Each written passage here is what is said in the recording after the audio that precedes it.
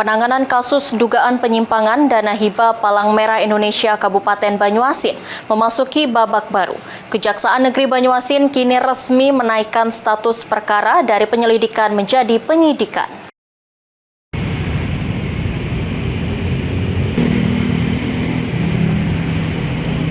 Demi mengusut kasus dugaan penyimpangan dana hibah Palang Merah Indonesia Banyuasin, Kejari Banyuasin kini telah menaikkan status perkara dari penyelidikan ke tingkat penyidikan. Kepala Kejaksaan Negeri Banyuasin Raimun Hasdianto Sihotang mengatakan, dalam tingkat penyidikan sudah dipastikan akan ada penetapan tersangka. Sementara untuk menetapkan tersangka diperlukan proses memanggil dan memeriksa beberapa saksi, serta harus sesuai dengan KUHP penyidikan yang dilakukan oleh penyidik untuk mengungkap tersangka dengan alat bukti yang cukup.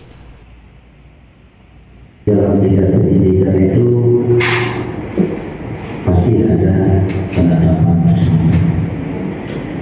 Untuk penetapan tersangka itu butuh proses. Supaya apa?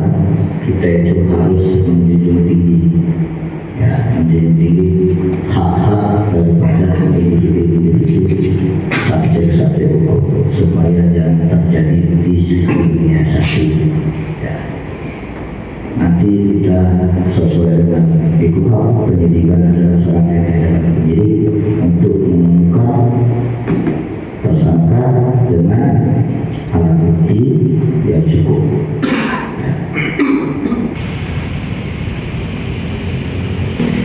Kepala Kejaksaan Negeri Banyuasin Raimun Hasdianto Sihotang mengungkapkan, saat ini status perkara sudah naik ke penyidikan dengan pemanggilan dan memeriksa sejumlah saksi.